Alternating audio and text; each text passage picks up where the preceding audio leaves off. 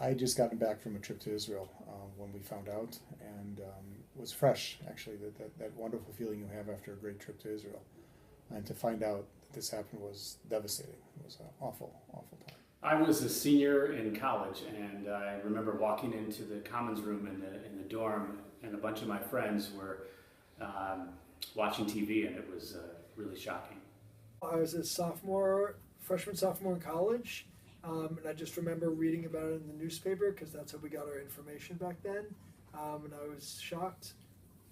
When I found out Yitzchak Rabin had died, I was in high school at a swim meet, and my mom told me, and I remember being really shocked, especially after learning so much about him at MJDS. It was a fall day, and I was outside raking leaves, and my husband called me in because it was a special announcement on the TV.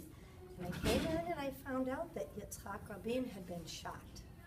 It took a while until I found out that he actually died. What I do have a vivid memory of, and this was a good long while ago now, was being in somebody's apartment and talking about, as the details emerged about who it was who had shot Rabin, talking about how shocking it was to many that it had been a Jewish person who shot him, and then also thinking about just how close it felt like Israel was to possible peace, and that that hope really felt diminished by his death, which really told us a lot about divisions. It felt like within Israeli society.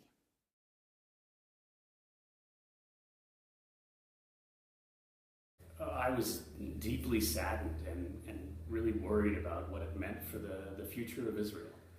I really couldn't believe that it had happened. He was kind of larger than life, and I couldn't believe that he was gone, and I couldn't believe that he had actually been killed by another Jewish person.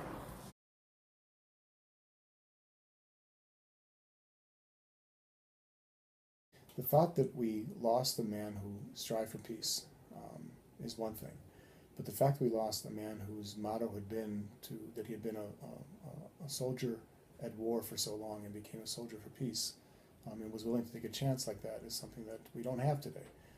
I'm not sure what his legacy or what would have been had he survived or had he continued.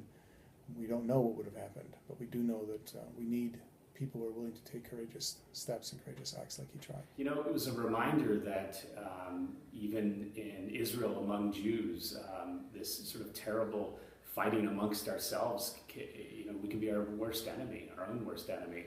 And also, I really worried for the future of the state of Israel. Rabin had a vision for a better Israel and was courageous and paid the ultimate price for that. Well, when I had the opportunity to live in Israel, I made sure that I learned about him. I visited Rabin Square, and I just took a lot of opportunity to meet with Bedouins, Israelis, Palestinians who live there to just kind of talk about what their experiences were in Israel and kind of connect to what they needed, even though there wasn't a lot I could do, but I wanted to learn a lot about it, and that helped me be passionate about Israel moving forward.